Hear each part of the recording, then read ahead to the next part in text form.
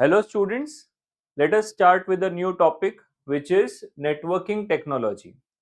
तो स्टूडेंट्स इस चैप्टर में बेसिकली हमको सीखना है कि कैसे हम कंप्यूटर्स को कनेक्ट कर सकते हैं. ओके, जैसे आप यहाँ पे देख रहे हो, there are so many computers. They all are connected with wires. Okay, they the connection may be wired or may be wireless also. Yes, वो वायर से भी कनेक्टेड हो सकते हैं या फिर आजकल वाईफाई से कनेक्ट होते हैं, मतलब that is wireless. Okay, and you can see your zeros and ones है, बराबर. That means the communication between them is in terms of binary, right. तो ये सब के ऊपर ये टॉपिक है, काफी इंटरेस्टिंग टॉपिक है. So let us start. तो इसमें जो सबसे पहला कंसेप्ट हम देखेंगे that is of transmission media. So what is a transmission media? Give transmission media characteristics. काफी इंपॉर्टेंट क्वेश्चन है.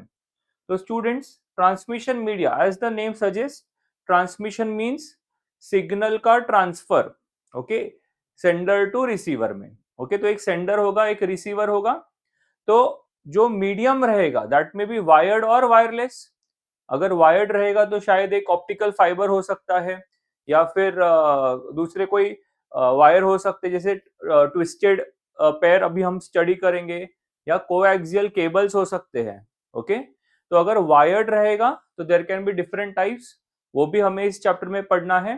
एंड वायरलेस रहेगा तो क्या होगा, रेडियो वेव्स वगैरह के थ्रू जो वाईफाई हम लोग यूज करते हैं या मोबाइल नेटवर्क्स में अभी जो हम लोग सिग्नल्स यूज कर रहे हैं, वो सब वायरलेस होता है. ओके, सो ट्रांसमिशन मीडिया जरा रीड करते क्या होता है ट्रांसमिशन मीडिया.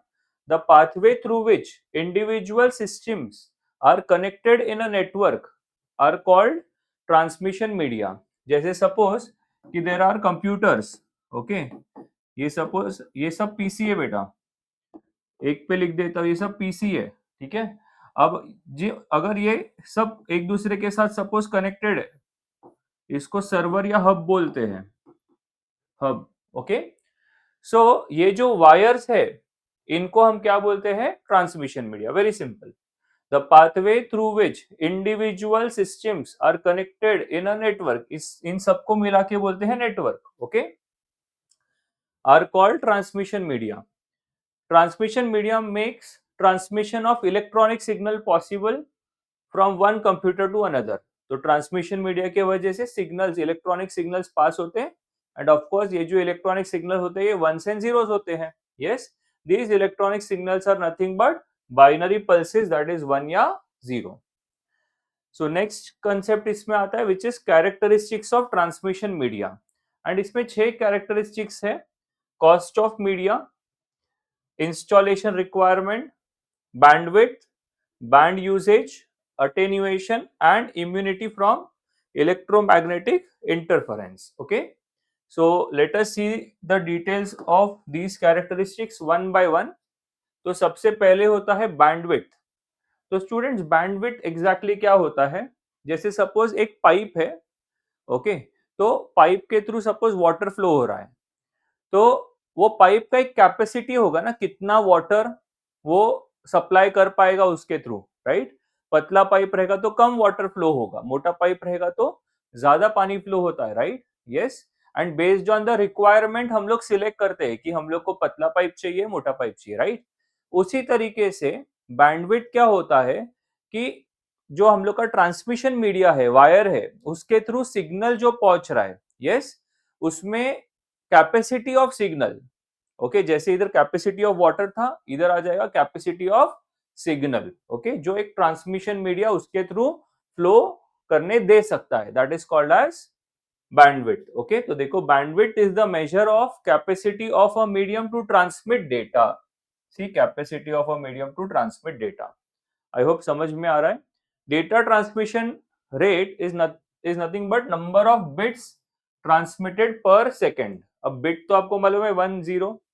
ठीक है, तो अगर सपोज 1000 बिट पर सेकेंड, ये क्या हो गया, डेटा ट्रांसमिशन रेट. इसका मतलब क्या हुआ कि एक सेकेंड में 1000 बिट्स का ट्रांसफर हुआ है. ओके, ये इसे क्या बोलते हैं हम, डेटा ट्रांसमिशन रेट बोलते हैं. Bandwidth of a cable depends on cable length, cable के लेंथ पे भी बैंडविड्थ डिपेंड होता है। A short cable can have greater bandwidth than a long cable. तो जितना लॉन्ग केबल होगा बैंडविड्थ कम होते जाता है, छोटा केबल रहेगा तो बैंडविड्थ ज्यादा रहेगा। ओके, कैपेसिटी ज्यादा रहेगा उसका। Next is band usage. तो दो टाइप के बैंड यूजेज होते हैं स्टूडेंट्स। पहला है base band, base band, and दूसरा है ब्रॉड बैंड। सो जैसे डायग्राम दिख रहा है, अगर सपोज कि चैनल के थ्रू सिर्फ एक ही सिग्नल जा रहा है, सी दिस, ये एक सिग्नल स्क्वायर है, अगर एक ही सिग्नल जा रहा है then it is called as base band. और अगर मल्टीपल सिग्नल्स जा रहे हैं चैनल के थ्रू, एक साथ मल्टीपल सिग्नल्स जा रहे हैं, then that is called as broad band. Okay, so what is the band usage? The bandwidth is shared so that maximum usage is obtained. जो भी बैंडविड्थ रहेगा, जो भी चैनल रहेगा, वो शेयर होता है। ओके, अगर हमने दो या तीन सिग्नल्स को एक साथ अगर हमने ट्रांसमिट किया है तो वो क्या हो रहे हैं, उसका बैंडविड्थ जो है वो शेयर हो जाएगा। Okay, there are two transmission mode, baseband and broadband. Baseband devotes the entire capacity of the medium to one communication channel. एक ही communication channel को पूरा का पूरा bandwidth मिल जाएगा। Okay, and broadband enables two or more communication channels to share the bandwidth of the communication medium. तो दो या दो से ज्यादा अगर सिग्नल्स हम लोग एक ही चैनल पे यूज कर रहे हैं, then that is called as broadband. Okay. Next is attenuation. Okay, this is a very general term. जैसे आप सबको मालूम है कि अगर एक सिग्नल को हमने ट्रांसमिट किया है तो वो सिग्नल क्या होगा, थोड़ी देर बाद उसका जो स्ट्रेंथ है वो कम हो जाएगा। इसी कंसेप्ट को क्या बोलते हैं? Attenuation, the loss of energy in a signal. Okay, attenuation is the measure of how much a signal weakens as it travels through a medium। कि कितना वो सिग्नल मीडियम के थ्रू जाएगा तो वो कितना वीक होते जाएगा आगे जाके। As signal passes through the medium, part of the signal is absorbed and makes the signal weak. तो जैसे सिग्नल मीडियम में जा रहा है तो क्या होगा, उसका कुछ पार्ट एब्सॉर्ब होते जा रहा है, राइट, मीडियम के थ्रू, एंड सिग्नल क्या होगा, वीक होते जाएगा। ऑफ कोर्स जैसे मैं बात कर रहा हूं तो थोड़ी देर दूर तक सुनाई देगा, उसके बाद वो सुनाई नहीं दे रहा है, बिकॉज क्या हो रहा है, ये सिस्टम में वो एब्सॉर्ब हो रहा है, मीडियम में एब्सॉर्ब हो जाता है signal. Okay, repeaters are used to regenerate the signals. तो ये लास्ट कंसेप्ट है अपने चैप्टर का कि रिपीटर्स का मतलब क्या होता है स्टूडेंट्स। जैसे कि सपोज कि एक सिग्नल यहां से रिलीज हुआ और वो उसका जो एम्पलीट्यूड है या जो उसका स्ट्रेंथ है वो वीक होते जा रहा है, तो हम लोग क्या करेंगे, एक बीच में एक रिपीटर लगा देंगे। ओके, तो रिपीटर क्या करेगा, ये सिग्नल को एब्सॉर्ब करेगा, ये सिग्नल को रिसीव करेगा। Suppose I am the repeater, तो जो वीक सिग्नल आ रहा है मैं उसको पहले रिसीव करूंगा, फिर एम्पलीफाई करूंगा, मतलब उसके सिग्नल को वापस बूस्ट करूंगा एंड फिर और आगे सेंड कर दूंगा। ठीक है, तो ऐसा वीक सिग्नल इसको मिला, ये क्या देगा, फिर से स्ट्रॉन्ग सिग्नल देगा। आई hope this is very clear. Repeater का मीनिंग क्या होता है, तो अगर सिग्नल अटेन्यूएट हो रहा है और हमको वो सिग्नल को थोड़ा और दूर तक भेजना है तो बीच में हम एक रिपीटर डिवाइस यूज करते हैं। Okay, next, immunity from electromagnetic interference, EMI, electromagnetic interference. Okay, तो जैसे स्टूडेंट्स कोई सिग्नल, सपोज दैट ये वायर है जिसके थ्रू अपना सिग्नल जा रहा है, ओके, ऐसा, तो बाहर से ना कोई मैग्नेटिक फील्ड अगर आया, कोई भी मैग्नेटिक फील्ड या इलेक्ट्रिक फील्ड आया, तो अपना ये सिग्नल डिस्टॉर्ट हो सकता है। डिस्टॉर्ट मतलब सिग्नल थोड़ा खराब हो सकता है। Okay, so that is called as electromagnetic interference. बाहर से कोई इलेक्ट्रिक या मैग्नेटिक, इलेक्ट्रोमैग्नेटिक, बाहर से कोई इलेक्ट्रिक या मैग्नेटिक फील्ड आएगा, ये केबल है अपना, वायर है, बाहर से ऐसा कोई सिग्नल आ रहा है तो अंदर जाने वाले सिग्नल को इश्यू हो सकता है। तो इम्यूनिटी का मतलब क्या, ऐसा नहीं होने देना, correct. So immunity from electromagnetic interference, अच्छा चैनल क्या होगा, अच्छा केबल क्या होगा कि बाहर से कोई सिग्नल आ रहा है तो उससे अपना अंदर का जो बाहर से कोई डिस्टॉर्शन आ रहा है या इलेक्ट्रोमैग्नेटिक फील्ड आ रहा है तो अपना अंदर का सिग्नल डिस्टर्ब नहीं होने देने प्रॉपर्टी को ही बोलते हैं हम इम्यूनिटी। ठीक है, immunity from electromagnetic interference. Okay, तो देखते हैं immunity from electromagnetic interference describes how well a medium, कि कितने अच्छे से एक मीडियम कैन रेजिस्ट नॉइज और disturbance caused by external electromagnetic signals. समझ में आ रहा है?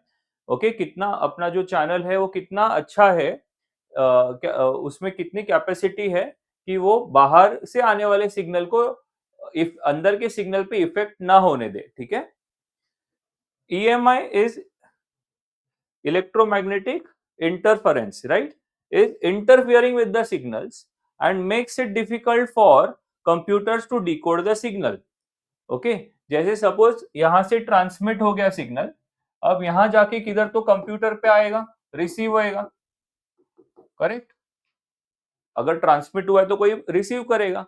तो अगर सपोज बाहर से आने वाला सिग्नल इसको डिस्टर्ब कर दिया, यस, तो यहाँ पे वो डिकोड नहीं हो पाएगा, मतलब ठीक से रीड नहीं हो पाएगा यहाँ पे। Okay, an example of electromagnetic interference is the crosstalk. Crosstalk occurs when the signal from one wire is picked by another wire. कभी कभी क्रॉसटॉक हो जाता है, हम भी जब कॉल करते हैं, अभी तो बहुत रिड्यूस हो गया, लेकिन कभी कभी क्रॉस कनेक्शंस हो जाते हैं, right. So crosstalk is also an example of this electromagnetic interference. Okay, next concept, cost of media. देखो, कॉस्ट एक मेजर फैक्टर होता है। ठीक है, अगर सपोज हम लोग को फॉर एग्जांपल कोई सस्ते वायर से काम हो रहा है तो ऑफ कोर्स कोई भी महंगा वायर नहीं लगाएगा, right. So cost of medium is also important, कि क्या एप्लीकेशन है, कहाँ उसका यूज है, उसके हिसाब से हम लोग अलग अलग ट्रांसमिशन मीडिया को यूज करते हैं। जहां पर ऑप्टिकल फाइबर की जरूरत है वहां ऑप्टिकल फाइबर को यूज करना पड़ेगा, जहां को एक्सियल केबल को की जरूरत है वहां को एक्सियल केबल यूज होगा। Okay, one major factor in the purchase decision of transmission media is its cost. For a new fast technology the cost is also more expensive. अगर suppose नए type का technology का wire ले रहे हैं तो obviously वो थोड़ा एक्सपेंसिव होगा। The network designer must select a transmission media which is cheaper and robust. For example, suppose that हम लोग के घर पे जो इंटरनेट आता है, वायर्ड इंटरनेट होता है, तो कौन सा वायर यूज करना है, यस, वो कौन डिसाइड करेगा? वो इंटरनेट प्रोवाइडर के पास एक नेटवर्क डिजाइनर होगा। यस, नेटवर्क डिजाइनर, उनका एक नेटवर्क डिजाइनर होगा, वो सजेस्ट करेगा कि ये वाला केबल डालते ज्यादा महंगा भी नहीं है और अपना नेट बराबर पहुंचाएगा, जितना स्पीड चाहिए उतना स्पीड से यूजर को मिल जाएगा। ठीक है, तो वो नेटवर्क डिजाइनर डिसाइड करता है। Okay, installation requirement. ठीक है, तो कोई कोई जैसे नॉर्मल वायर्स को इंस्टॉल करना इजी है, लेकिन कुछ और जैसे ऑप्टिकल फाइबर्स वगैरह होते हैं, उनको इंस्टॉल करने के लिए स्किल्ड लेबर लगते हैं, मतलब जिनको आता है वो लोग ही कर सकते हैं। ठीक है, दूसरी चीज, इंस्टॉलेशन के टाइम पे कोई कोई वायर्स बेंड फ्लेक्सिबल होते हैं तो बेंड हो जाते हैं, लेकिन कोई कोई वायर्स स्टिफ होते हैं तो बेंड नहीं हो सकते। तो ये सब चीजें भी हमको देखनी पड़ती है। तो देखो, some transmission media requires skilled labour. Skilled labour मतलब जिनको इंस्टॉलेशन का काफी डिटेल नॉलेज है। Okay, to install this increases the cost of the network and it may cause a certain delay. ठीक है, तो अगर स्किल्ड लेबर को यूज करना पड़ रहा है तो ऑब्वियसली हम लोग का जो नेटवर्किंग करने का जो एक्सपेंसेस है वो टोटली बढ़ जाएगा। आगे, before installation we need to prepare the actual physical layout of the network. Of course, installation, suppose 100 flats के अंदर अपने को इंटरनेट पहुंचाना है, तो डायरेक्टली दूसरे दिन आकर के काम नहीं शुरू होता ना, पहले प्लानिंग होता है, एक लेआउट बनाना पड़ता है कि ऐसे ऐसे इंटरनेट हम लोग ऊपर से नीचे तक जाएगा सभी के घर पे। ओके, सो वो जो डिसीजन है वो भी पहले से तैयार होना चाहिए। Before installation, we need to prepare the actual physical layout of the network. Okay, तो ये क्वेश्चन एग्जाम में आने का चांसेस है। 6 कैरेक्टरिस्टिक्स है, कभी कभी ऐसा आता है एक्सप्लेन एनी 4। ओके, आगे बढ़ते हैं। What are the advantage of network computer networks? तो अभी ये एक्चुअल क्वेश्चन चैप्टर का नाम कंप्यूटर नेटवर्क्स। तो what is computer network? Connecting the computers, okay, by suitable transmission medium is called as computer network. इससे क्या होता है स्टूडेंट्स? कंप्यूटर एक दूसरे के साथ सिग्नल्स शेयर कर सकते हैं, राइट? डेटा एंड रिसोर्सेज भी शेयर होता है, इसके ऊपर हम लोग अभी देखते हैं। तो देखो, advantage of computer networks. A computer network is a system where two or more computers and devices are connected together. दो या दो से ज्यादा कंप्यूटर्स को कनेक्ट किया जाता है। जैसे मैंने आपको स्टार्ट में बताया कि ऐसे सपोज 5 कंप्यूटर्स है, तो बीच में एक हब बोलते हैं इसको, ये कनेक्ट कर दिया। ठीक है, क्यों कनेक्ट किया? ताकि वो शेयर कर सके, क्या शेयर कर सके? Data, resource and services. Data, resource and services को शेयर कर सके।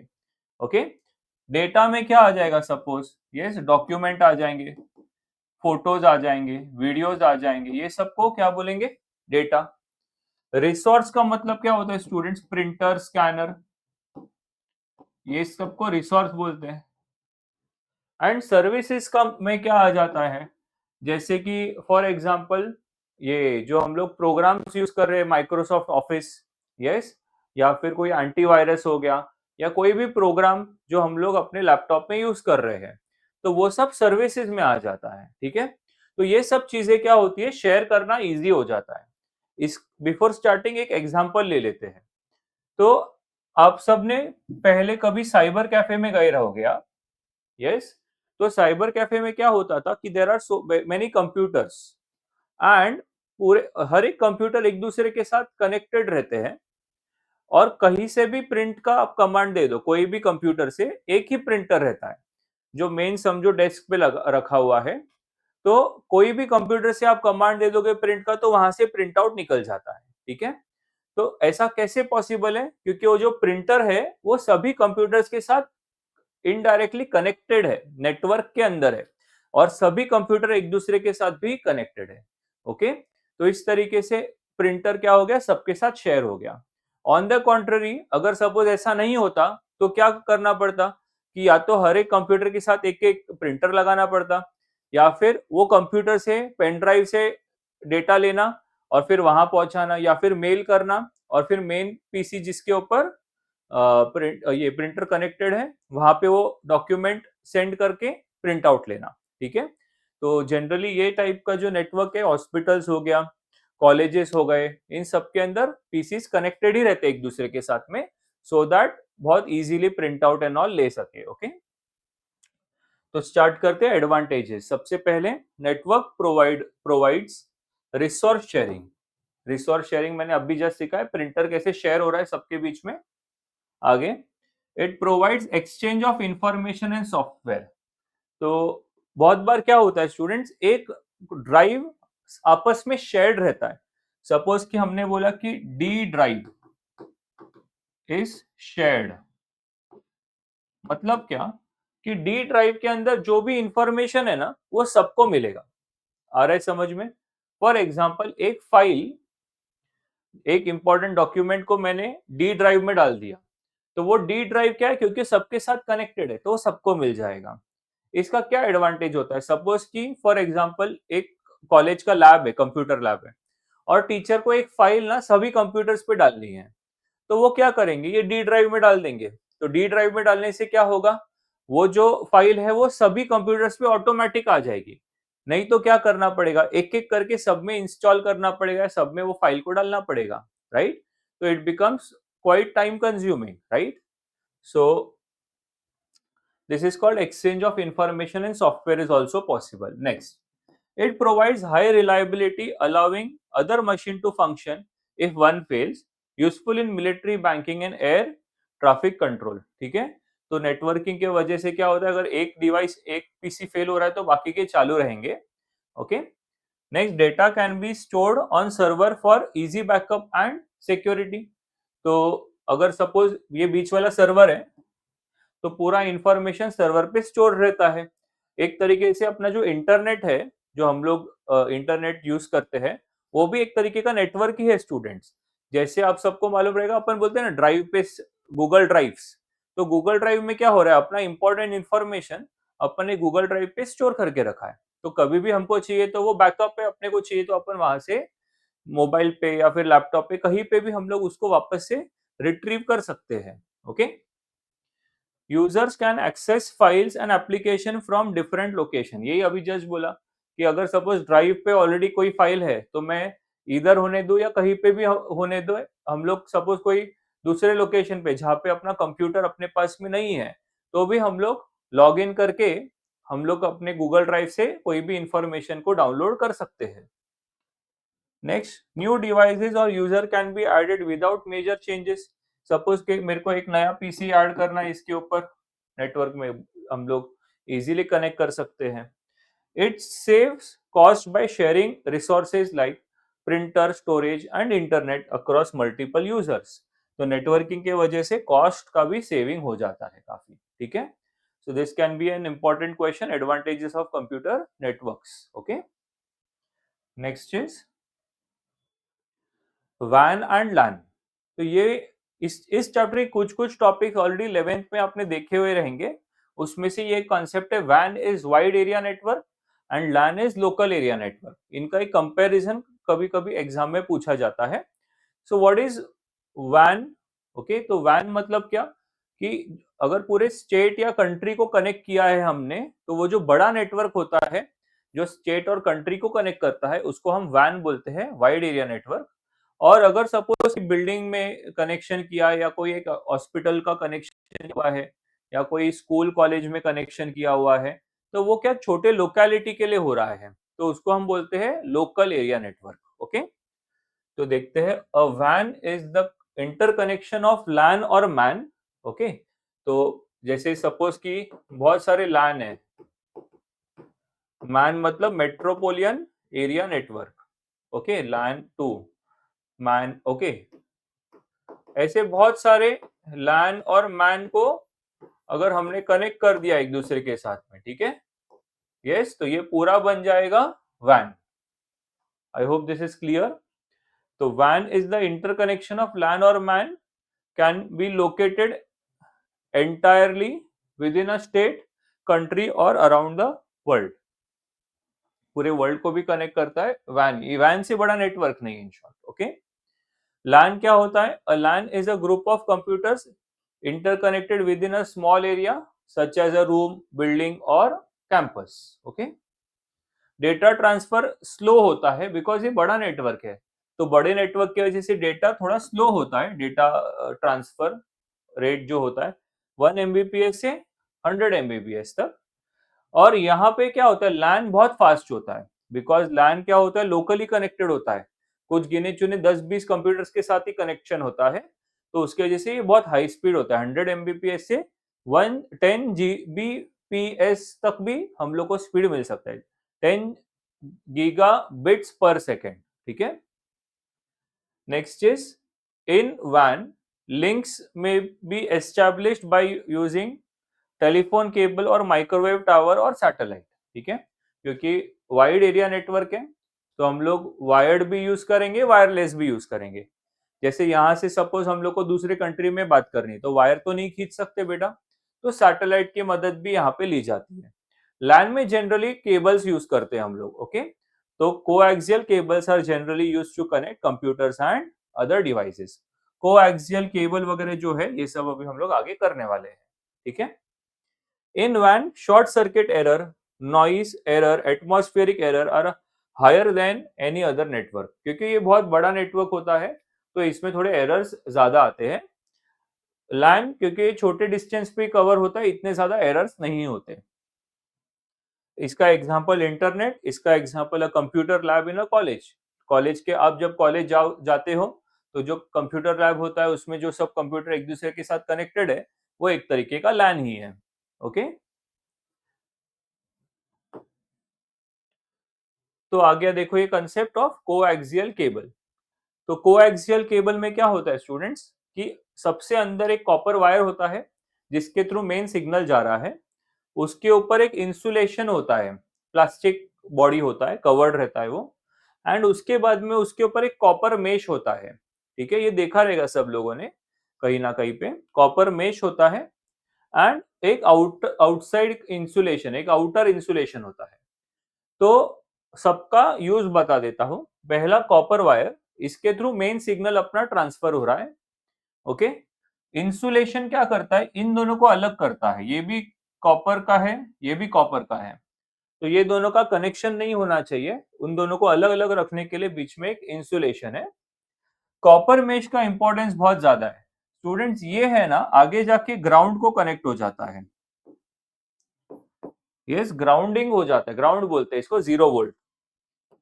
ठीक है, तो क्या होता है कि सपोज कि बाहर से कोई सिग्नल आ रहा है, बाहर से कोई EMI, याद है, इलेक्ट्रोमैग्नेटिक इंटरफेरेंस, अनवांटेड सिग्नल आ रहा है, बाहर से कोई अनवांटेड सिग्नल आ रहा है, तो वो पहले कॉपर वायर से नहीं भिड़ेगा, वो सबसे पहले भिड़ेगा कॉपर मेश से। और कॉपर मेश आगे इनडायरेक्टली वो किधर कनेक्टेड होता है, ग्राउंड को।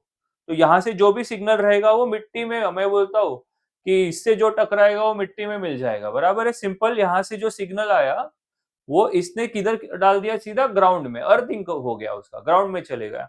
तो वो जो एक्सटर्नल सिग्नल है ना, वो यहाँ पे पहुंच नहीं पाता अंदर, और अपने को एकदम हाई इम्यूनिटी मिलता है। हमने सीखा था इम्यूनिटी टू इलेक्ट्रोमैग्नेटिक इंटरफेरेंस, तो एक अच्छा खासा इम्यूनिटी मिलता है बाहर का सिग्नल। यस, बाहर का सिग्नल ये कॉपर वायर के सिग्नल को बिल्कुल भी हार्म नहीं कर सकता। ठीक है, आई hope this is very clear. आगे देखते हैं इसका theory. Coaxial cable consists of two conductors sharing a common axis. Structure देखते हैं। सेंट्रल कंडक्टर होता है एक, तो बीच में एक कंडक्टर होता है मेन जो सिग्नल कैरी करता है। अ सॉलिड कॉपर वायर और अ स्ट्रैंडेड वायर। तो देखो ये जो वायर है इधर फिलहाल ये सॉलिड वायर है, बट इसके जगह पे ना स्ट्रैंडेड वायर, मतलब पतले पतले बहुत हेयर लाइक स्ट्रक्चर मिला के जो वायर बोलते हैं उसको स्ट्रैंडेड वायर बोलते हैं। आपने वायर्स देखा रहेगा, तो जब आप उसका ऊपर का प्लास्टिक निकालते हैं तो बहुत बार अपने को ऐसे बारीक बारीक थ्रेड जैसा, हेयर जैसा भी कॉपर दिखता है, तो उसको बोलते हैं स्ट्रैंडेड। ठीक है, तो या तो ये ऐसा सॉलिड रहेगा पूरा, या फिर ऐसा हेयर जैसा स्ट्रक्चर रहेगा जिसको बोलते हैं स्ट्रैंडेड वायर। ठीक है, सो या तो वो सॉलिड कॉपर वायर हो सकता है या स्ट्रैंडेड वायर हो सकता है, दैट कैरीज द सिग्नल। ठीक है, फिर इंसुलेशन क्या करता है, ये जो आउटर कंडक्टर है और इनर कंडक्टर को सेपरेट करता है, keeps the outer conductor evenly spaced from the inner conductor. ठीक है, एंड आउटर कंडक्टर जिसको हम शील्ड बोलते हैं, ये बहुत इंपॉर्टेंट वर्ड है, शील्ड। ठीक है, forms a tube surrounding the central conductor made of braided wires. Braided मतलब ये देखो, ये आपको दिख रहा है, इंटरलॉक्ड है ना, ऐसा इंटरलॉक्ड है, इसको ब्रेडेड बोलते हैं। ठीक है, तो ब्रेडेड वायर्स होते हैं, इंटरलॉक्ड है एक दूसरे के साथ। मेटालिक फॉइल भी हो सकता है, एल्यूमिनियम फॉइल कैसे होता है वैसे फॉइल भी हो सकता है, ये आगे देखेंगे हम। और both, it serves as a ground and protects the inner conductor from electromagnetic interference. Plastic jacket जो सबसे बाहर होता है वो पूरे केबल को सपोर्ट देता है। A protective coating that shields the cable from physical damage, तो बाहर से कोई डैमेज ना हो उसके लिए आउटर एक प्रोटेक्टिव कोटिंग होता है, जनरली प्लास्टिक का ही होता है वो भी। ओके, प्लास्टिक, रबर, ऐसा मटेरियल का होता है। Types of coaxial cable, thin net and thick net. ठीक है, as the name suggest, thin, thin net तो थिन रहेगा, फ्लेक्सिबल रहेगा और सस्ता रहेगा। यस, थिक नेट, थिक रहेगा, थोड़ा रिजिड होगा, कड़क होगा, एंड एक्सपेंसिव होगा। ठीक है, advantage, better shielded then twisted pair cables. ठीक है, तो अभी नेक्स्ट कंसेप्ट अपना ट्विस्टेड पेयर का है। तो देखो ट्विस्टेड पेयर ऐसा दिखते हैं। ठीक है, दो वायर्स ऐसा एक दूसरे के साथ में मिक्स होंगे तो उसको हम लोग ट्विस्टेड पेयर बोलते हैं। ठीक है, ये ऐसा, ये ऐसा। ठीक है, ये ऐसा ट्विस्टेड पेयर।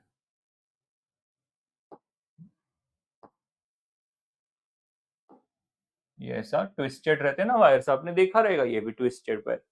ठीक है, तो ट्विस्टेड पेयर जो है उनसे ये बेटर है। ओके, ये आगे देखेंगे हम। Let us come back. Better shielding than twisted pair cable allowing longer distance and higher data transmission speed, तो ज्यादा दूरी तक सिग्नल प्रॉपरली जा सकता है कोएक्सियल केबल के through. Shielding provides better resistance to EMI, तो शील्डिंग की वजह से इलेक्ट्रोमैग्नेटिक इंटरफेरेंस नहीं होता इतना, and less signal attenuation compare to twisted pair cable. तो ट्विस्टेड पेयर केबल के कंपैरिजन में सिग्नल अटेन्युएशन कम है, मतलब ज्यादा दूर तक जा सकता है सिग्नल। ओके। डिसएडवांटेज, एक्सपेंसिव है, ट्विस्टेड पेयर से एक्सपेंसिव है, बट ऑप्टिकल फाइबर से सस्ता है। ठीक है। एंड बैंडविड्थ जो है इसका, वो ऑप्टिकल फाइबर से कम है। तो फाइबर ऑप्टिक सबसे बेस्ट है बेटा। आजकल घर पे जो हम जनरली जो इंटरनेट आ रहा है वो फाइबर ऑप्टिक्स के थ्रू आ रहा है, ऑप्टिकल फाइबर्स के थ्रू। तो उसका कंपैरिजन इसके सामने है भी नहीं वैसे भी। तो ऑप्टिकल फाइबर तो बेस्ट है, दी बेस्ट है। कोएक्सियल केबल सबसे, मतलब जो लोएस्ट बोलते हैं ट्विस्टेड पे, उसके बाद कोएक्सियल केबल, एंड सबसे बेस्ट है फाइबर ऑप्टिक्स। ठीक है। तो तीन चीज हम लोग देखने वाले हैं। ओके, आगे बढ़ते हैं। कोएक्सियल केबल का इंपॉर्टेंट कैरेक्टरिस्टिक्स, तो cost, thinnet is low, low in cost, and thicknet is expensive. Installation, coaxial cable is easy to install and thinnet installation is inexpensive. Capacity, so LANs using coaxial cable provides bandwidth between 2.5 Mbps to 10 Mbps speed कर सकते हैं, with thicknet offering higher bandwidth। तो thinnet से thicknet का bandwidth ज्यादा रहेगा। Okay. Attenuation, thinnet can transmit reliably up to 185 meters, whereas thicknet can cover up to 500, half kilometre तक भी हम लोग सिग्नल को पहुंचा सकते हैं। विदाउट रिपीटर्स, रिपीटर्स के यूज के बिना हम लोग आधा kilometre, 500 metres means half kilometre तक भी सिग्नल पहुंच सकता है इसके थ्रू। ईएमआई, इलेक्ट्रोमैग्नेटिक इंटरफेरेंस, शील्डिंग के वजह से हम लोग क्या कर सकते हैं, बाहर का जो सिग्नल है, अनवांटेड सिग्नल है, उसको ब्लॉक भी कर सकते हैं। Okay. So next is twisted pair cables. तो ट्विस्टेड पेयर में दो टाइप होता है। अनशील्डेड ट्विस्टेड पेयर, देखो यहाँ पे सिर्फ वायर दिख रहा है, कोई शील्डिंग, उसके ऊपर कोई प्रोटेक्टिव कोटिंग, जैसे अभी हमने देखा था, देखो कॉपर का ब्रेडेड कॉपर लिखा था, ऐसा कुछ नहीं है। बट यहाँ पे देखो ब्रेडेड दिख रहा है आपको, यहाँ पे वर्ड ब्रेडेड, ब्रेड, ये फॉइल लगाया हुआ है, ये सब ग्राउंडेड है। ठीक है। ये ग्राउंड को कनेक्टेड है, जिससे क्या है, बाहर का कोई भी सिग्नल आएगा यहाँ पे तो इसको कोई फर्क पड़ेगा नहीं, बाहर का सिग्नल ग्राउंड हो जाएगा। तो ये हो गया शील्डेड ट्विस्टेड पेयर। ठीक है। ये अनशील्डेड ट्विस्टेड पेयर, ये शील्डेड ट्विस्टेड पेयर। जनरली ना ये टेलीफोन वगैरह में काम में आता है, टेलीफोन कनेक्शंस वगैरह रहते हैं ना, तब ये काम में आता है। और एक ही वायर में देखो कितने सारे वायर्स है, एक मेन वायर है, उसमें बहुत सारे सिग्नल्स एक साथ जा सकते हैं इसमें। Okay. So twisted pair cable consists of two wires of conducting material like copper insulated from each other by plastic। दो वायर ऐसे twisted रहते हैं। ठीक है। It may have two or more strands twisted together, which reduces sensitivity to electromagnetic interference and minimizes radio frequency noise। तो इसको हम लोग ऐसा ट्विस्ट क्यों करते हैं, क्योंकि ट्विस्ट करने के वजह से भी इलेक्ट्रोमैग्नेटिक इंटरफेरेंस का इफेक्ट कम हो जाता है। Okay. This cable is commonly used to connect a PC to a hub and in telephone network। तो हब और पीसी, जब मैं बार बार बोल रहा था ना कि ये बीच वाला डिवाइस हब होता है, और हम लोग उसको बहुत सारे पीसी से कनेक्ट करते हैं, राइट। तो ये हब और पीसी को कनेक्ट करने के काम में आता है, एंड टेलीफोन नेटवर्किंग में भी काम में आता है। ओके। इसके दो टाइप्स हैं, shielded twisted pair and unshielded twisted pair. Okay, इसका हम डिस्टिंग्विश ही देख लेंगे डायरेक्टली। ओके। सो अनशील्डेड ट्विस्टेड पेयर में क्या होता है, एक्सटर्नल शील्डिंग नहीं होता है। तो twisted pair without any shielding, इधर twisted pair enclosed in foil, या तो फॉइल होगा या फिर ब्रेडेड वायर होगा, and woven copper shield, woven मतलब ब्रेडेड, ब्रेडेड कॉपर शील्डिंग के अंदर होगा वो। क्योंकि इसमें शील्डिंग नहीं है तो ये सस्ता होगा, inexpensive and easy to install. ये expensive than unshielded twisted pair and difficult to install. ये वेरी इंपॉर्टेंट क्वेश्चन है, एग्जाम में आया हुआ है recently. Next is bandwidth capacity, इसका 1 to 100 Mbps up to 100 metres. इसका 10 to 155, ऑब्वियसली ये महंगा है तो इसका स्पीड और बैंडविड्थ भी ज्यादा होगा। मोर attenuation and sensitivity to EMI, क्योंकि शील्डिंग नहीं है।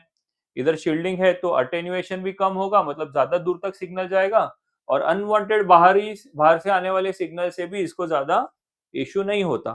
कहाँ काम में आता है? नॉर्मल टेलीफोन सिस्टम में सस्ता वाला काम में लेते हैं, लेकिन अगर लैन करना है, लोकल एरिया नेटवर्क, अगर कंप्यूटर लैब में यूज कर रहे हैं, कंप्यूटर लैब के अंदर वायर्स को ये पीसीस को कनेक्ट करना है एक दूसरे के साथ, तो हमको अच्छा केबल यूज करना पड़ेगा, शील्डेड ट्विस्टेड पेयर। ओके,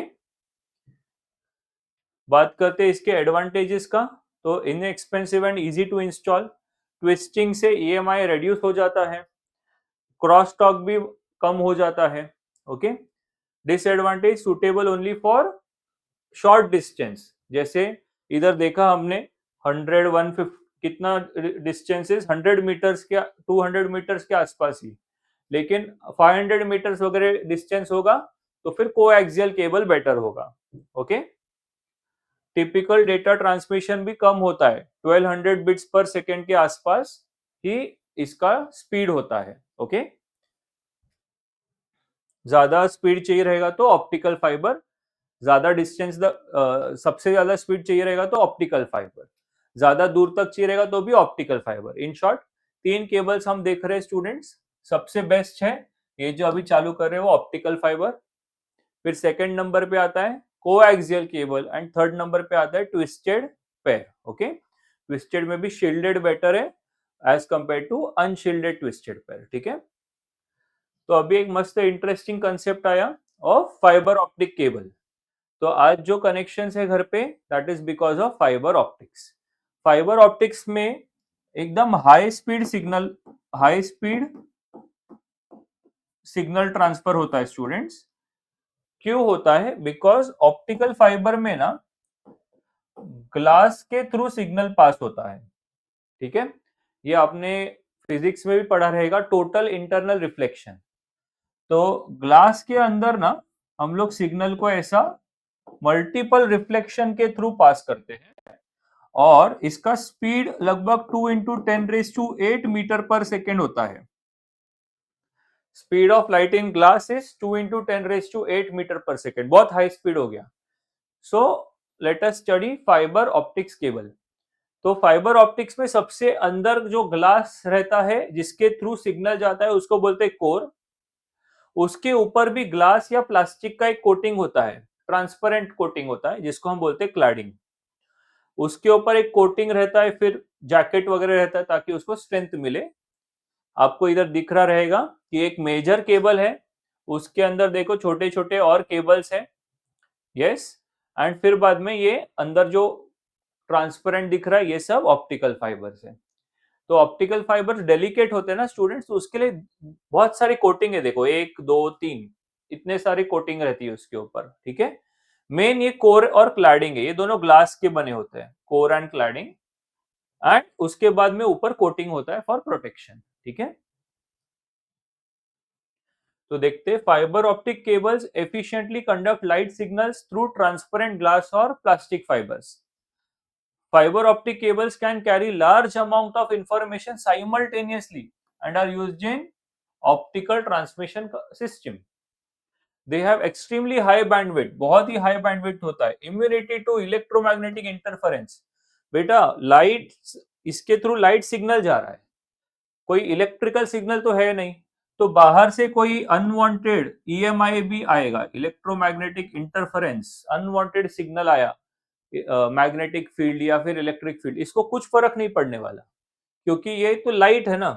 आ रहा है समझ में? अगर ये इलेक्ट्रिकल सिग्नल होता तब तो प्रॉब्लम होता उसको, लेकिन ये तो लाइट सिग्नल है, तो उसके लिए इलेक्ट्रोमैग्नेटिक इंटरफेरेंस है, एक्सट्रीमली इम्यून है ये, इसको कोई फर्क नहीं पड़ता। ठीक है, immune to electromagnetic interference and can run over several kilometres, बहुत दूर तक सिग्नल हम लोग इसके थ्रू बहुत क्विकली पहुंचा सकते हैं। Latest technology, because of this हम लोग हाई स्पीड इंटरनेट देख रहे हैं आज। स्ट्रक्चर, जैसे हमने देखा सबसे अंदर कोर रहता है, the core is made of highly refined glass और प्लास्टिक, एकदम क्लियर प्योर ग्लास रहता है बेटा, कोई मतलब उसके अंदर थोड़ा सा भी, जैसे सपोज ग्लास है, अब ये ग्लास के अंदर थोड़ा भी डिफेक्ट हो गया, हल्का सा भी डिफेक्ट हो गया, तो क्या होगा बेटा, सिग्नल यहाँ आकर के स्कैटर हो जाएगा, समझा। तो उसके लिए बोला है कि एकदम प्योर रिफाइन बोलते हैं उसको, रिफाइन ग्लास और प्लास्टिक होता है, design to transmit light signal with minimal loss, minimum loss के साथ लाइट सिग्नल इसके थ्रू हम लोग ट्रांसफर करते हैं कोर के थ्रू। अब कोर के ऊपर क्या लगा है, cladding. The core is coated with cladding और gel which reflect signal back into the fibre to reduce signal loss. तो इसके बाहर का जो रहता है वो क्लैडिंग होता है, तो सिग्नल खाली ऐसे जा रहा है। यस, मतलब ये क्या कर रहा है, ये एक तरीके क्लैडिंग क्या कर रहा है स्टूडेंट्स, क्लैडिंग एक तरीके से अपने सिग्नल को क्या कर रहा है, रिफ्लेक्ट कर रहा है। तो क्लैडिंग के वजह से सिग्नल रिफ्लेक्ट होता है। ओके, टोटल इंटरनल रिफ्लेक्शन का कंसेप्ट है, ये आपको ऑलरेडी मालूम है, तो मैं इसके डीप में नहीं जा रहा हूं। Okay, next is the plastic jacket provides the fibre from physical damage, protects the fibre from physical damage. तो बाहर का जो कोटिंग कवरिंग है वो पूरे ऑप्टिकल फाइबर को प्रोटेक्ट करता है। डेलिकेट है ना, ग्लास है, तो उसको अच्छा प्रोटेक्शन चाहिए बाहर से। इसके कैरेक्टरिस्टिक्स देख लेते। Cost more expensive, of course expensive तो रहेगा। इंस्टॉलेशन के लिए भी स्किल्ड लेबर चाहिए, हर किसी को इंस्टॉलेशन जमेगा नहीं करने। कैपेसिटी देखो, 2 lakh Mbps capacity. Okay, 100 Mbps several kilometres तक आराम से पहुंचा सकता है सिग्नल। अटेन्युएशन भी बहुत कम है, मच लोअर अटेन्युएशन, याद है ना। तो ये क्या होगा, ये सिग्नल चलते जाएगा विदाउट एनी अटेन्युएशन, बिंदास दूर तक चलते जाएगा, सिग्नल लॉस नहीं होएगा ज्यादा। एंड ईएमआई से इम्यून है। ओके, तो जो इलेक्ट्रोमैग्नेटिक इंटरफेरेंस है बाहर से आता है, उससे इसको कुछ फर्क नहीं पड़ता। ठीक है, तो हाई सिक्योर भी, हाईली सिक्योर है, तो अपना इंफॉर्मेशन कोई लीक भी जल्दी से नहीं कर सकता। Okay, next is state and explain different wireless media. Okay, तो हम सबको मालूम है कि दो टाइप के कम्युनिकेशन होते हैं, एक वायर्ड और एक वायरलेस, राइट। तो जैसे अभी फॉर एग्जांपल ये माइक है, तो माइक का कोई वायर तो नहीं है, तो ये वायरलेस है, राइट। सो अब हम वो वायरलेस मीडिया के बारे में डिस्कशन करेंगे। तो वायरलेस में हम लोग को 3 वेव्स के बारे में डिस्कस करना है, radio waves, microwave and infrared and multimeter waves. ठीक है, सो पहला है radio waves. The radio waves are easy to generate, travel long distance and penetrate building, making them useful for indoor and outdoor communication। तो maximum जो mobile signals वगैरह जो है ना, वो सब के सब रेडियो वेव्स है स्टूडेंट्स। तो इवन वाईफाई से जो सिग्नल निकल रहे वो भी रेडियो वेव्स है। तो रेडियो वेव सबसे ज्यादा यूजफुल है। They are omnidirectional, eliminating the need for line of sight. मतलब सपोज ये एंटीना है, तो यहाँ से omnidirectional means signal get transferred in all the direction. ठीक है, तो लाइन ऑफ साइट का प्रॉब्लम नहीं है। What is line of sight? तो देखो, सपोज दैट ये एक ट्रांसमीटर है,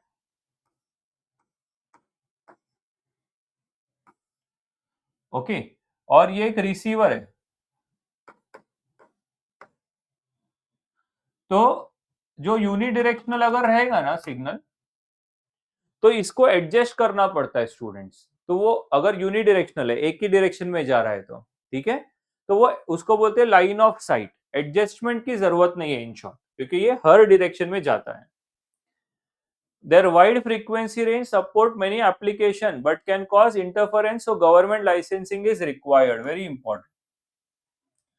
तो जैसे कि हम लोग के मोबाइल फोन्स का जो सिग्नल होता है, तो उसके लिए गवर्नमेंट लाइसेंस लगता है। आज हम लोग मोबाइल फोन भी खरीदने जाते हैं, तो अपने को एक एक नंबर, एक नेटवर्क का पार्ट हम लोग भी बन रहे हैं, तो उसके लिए हम लोग को भी अपना सब डॉक्यूमेंटेशन देना पड़ता है। बिकॉज इस ये सब जो है रेडियो वेव जो है, ये वाइड फ्रीक्वेंसी में काम कर रहा है। Okay, next is they offer low bandwidth and are disturb by rain और ऑब्स्टिकल, से थोड़ा डिस्टर्ब हो सकते हैं। Microwave, microwave move in a straight line. ये देखो, ये अभी ये एक ही लाइन में जा रहा है, तो वो माइक्रोवेव। ठीक है, microwave they move in a straight line and can be focused into narrow beams.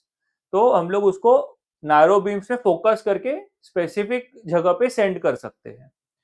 They need accurate alignment, aligned antenna and repeater for long distance. तो देखो ये प्रॉपर अलाइनमेंट की जरूरत है, और अगर लॉन्ग डिस्टेंस तक लेके जाना है तो बीच बीच में रिपीटर्स भी लगाने पड़ेंगे। At lower frequency they cannot penetrate buildings. तो अगर फ्रीक्वेंसी कम है तो बिल्डिंग्स को पेनिट्रेट नहीं किया जा सकता है। तो बेसिक कंसेप्ट है बेटा, जितना हाई फ्रीक्वेंसी होगा उतना इंटेंसिटी ज्यादा होता है। तो अगर फ्रीक्वेंसी कम है तो उसका इंटेंसिटी कम होगा, जिससे बिल्डिंग्स को पेनिट्रेट नहीं कर पाएगा। इंफ्रारेड एंड मिलीमीटर वेव, तो जो अपने रिमोट कंट्रोल से जो सिग्नल्स निकलते हैं स्टूडेंट्स, यस, तो ये जो रिमोट कंट्रोल रहता है उससे जो भी सिग्नल्स निकलते हैं, ओके, यहाँ से, तो ये सब क्या होते हैं, these are infrared signals, okay. तो infrared and millimetre waves are used for short range communication like TV remotes, okay. इसके लिए कोई लाइसेंस की जरूरत नहीं रहती है, बिकॉज ये अपने रूम के अंदर लोकल ही होते हैं और ये लॉन्ग डिस्टेंस तक सिग्नल नहीं पहुंचते। तो दे आर डायरेक्शनल, एक ही डायरेक्शन में जाता है ना रिमोट, देखो हम लोग को एसी की तरफ ऐसे दिखा के करना पड़ता है, yes. So they are directional, cheap and easy to generate, but cannot pass through solid objects, so signal stays within a room and we don't need any license, need no licensing, ठीक है। So these are the different wireless medias. So ये एक part खत्म हुआ student, जिसमें हमने wired और wireless media के बारे में स्टडी किया। वायर्ड कम्युनिकेशन में हम लोगों ने क्या क्या किया, कोएक्सियल केबल देखा, फिर ट्विस्टेड पेयर केबल्स देखा एंड फाइबर ऑप्टिक्स देखा, और फिर वायरलेस के अंदर भी तीन देखा हम लोगों ने, विच इज अपना रेडियो वेव्स हो गया, देन माइक्रोवेव हो गया एंड इंफ्रारेड या मिलीमीटर वेव्स हो गया, ठीक है। अब second part is network topology. तो नेटवर्क टोपोलॉजी का मतलब क्या होता है, the pattern in which we are connecting the computers with each other. तो कंप्यूटर्स को ना हम लोग अलग अलग तरीके से वायरिंग कर सकते हैं, उसको हम बोलते हैं नेटवर्किंग टेक्नोलॉजी, ओके। तो नेटवर्क टोपोलॉजी, तो topology refers to the way in which network of computer is connected. A topology defines the arrangement of nodes, cables and connectivity devices that makes up the network. तो एक diagram से समझते बेटा, जैसे कि यहाँ पे ये है बस टोपोलॉजी, इसको बोलते हैं बस टोपोलॉजी। तो यहाँ पे एक मेन वायर होता है, सेंट्रल वायर, जिसको हम बस बोलते हैं, ओके। और बाकी नए कंप्यूटर्स डायरेक्टली उससे कनेक्ट कर देते हैं हम, ये सर्वर भी है, मेन सर्वर। तो ये एक पैटर्न हो गया कंप्यूटर्स को एक दूसरे के साथ कनेक्ट करने का, तो वो पैटर्न को हम बोलते हैं टोपोलॉजी, ठीक है। तो इसमें भी तीन टोपोलॉजी हमको देखनी है, ओके, बस, रिंग एंड स्टार टोपोलॉजी, ठीक है। तो topology refers to the way in which network of computers is connected. There are two categories, इसमें दो कैटेगरी है, physical topology and logical topology, ठीक है, physical topology and logical topology, ठीक है। तो थोड़ा इसको समझते हैं एक एग्जांपल से। तो स्टूडेंट्स सपोज दैट ये अपना रोड सिस्टम है, ठीक है, ये जंक्शन है, चार रोड है, ठीक है। तो इसमें जो कार्स मूव हो रही है, ठीक है, तो वो कैसे मूव हो सकती है अलग अलग वे में, राइट। तो इसमें समझने के लिए ये एग्जांपल सबसे बेस्ट है। तो फिजिकली जो दिखाई दे रहा है उसको बोलते हैं फिजिकल टोपोलॉजी, ये रोड जैसे दिख रही है। बट इसमें जो कार है वो कैसे मूव होती है, देखो कार अपने इंडिया में तो कैसे भी मूव होती है, बराबर है, यस। तो ऐसे कितने सारे पॉसिबिलिटीज हो गए। तो the movement of car is nothing but logical topology, ठीक है। देखो physical topology, the physical topology describes actual layout of the network transmission media, it defines the way the network looks, ठीक है, कैसे वो दिखाई दे रहा है उसको हम बोलते हैं फिजिकली, वो कैसे दिखाई दे रहा है, कैसे वायर के साथ कनेक्ट किया है। लॉजिकल टोपोलॉजी में क्या होता है, it is the way in which signals get transmitted. देखो ये कार्स कैसे मूव हो रही है, तो उस तरीके से कैसे सिग्नल्स आपस में नेटवर्क के अंदर घूम रहा है, उसको हम लॉजिकल टोपोलॉजी बोलते हैं। Logical topology describes the logical pathway a signal follows as it passes among the network nodes. तो नोड मतलब कंप्यूटर ही होता है, पीसी को ही हम नोड बोलते हैं, एक पीसी को एक नोड बोलते हैं, ठीक है। तो कैसे नोड टू एक नोड से दूसरे नोड पे अपना सिग्नल जा रहा है, उसको हम बोलते हैं लॉजिकल टोपोलॉजी। तो यहाँ पे जो रोड है बेटा वो वायर है, समझ लो, ठीक है। इसको अगर आपको समझना है मैंने कैसे क्या बोला है, तो सपोज दैट,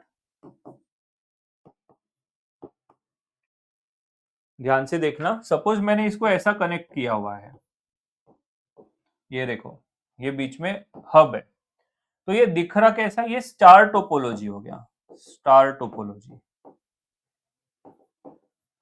तो फिजिकली ये दिख रहा है, स्टार में दिख रहा है, यस। बट इसमें जो सिग्नल है, सपोज दैट सिग्नल हमने ऐसा डिसाइड किया कि यहां से ऐसा जा रहा है, फिर यहां से ऐसा जा रहा है, फिर यहां से ऐसा जा रहा है, यहां से ऐसा जा रहा है, तो ये रिंग जैसा जा रहा है। तो सिग्नल कैसा मूव हो रहा है, रिंग जैसा। तो इसका देखो फिजिकल टोपोलॉजी इसका आ जाएगा स्टार। और क्योंकि सिग्नल इधर से इधर ही अलाउड है, हमने ऐसा बनाया है उसको कि यहां से यहां पे ही सिग्नल जाएगा, यहां से यहीं पे जाएगा, ऐसा, ठीक है।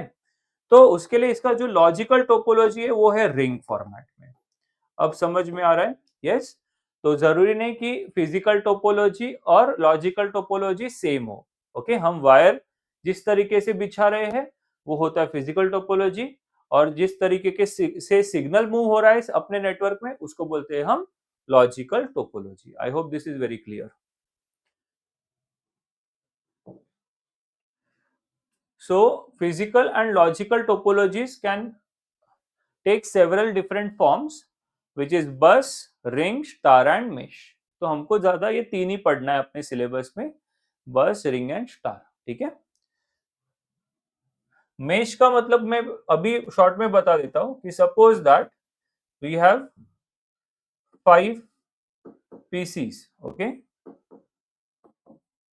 तो मेश का मतलब क्या होता है स्टूडेंट्स, एक पीसी है ना, हर एक से कनेक्टेड होता है, ऐसा देखो, इस तरीके से इसको मेश टोपोलॉजी बोलते हैं। तो देखो कितना कॉम्प्लिकेट हो जाता है ये, ओके।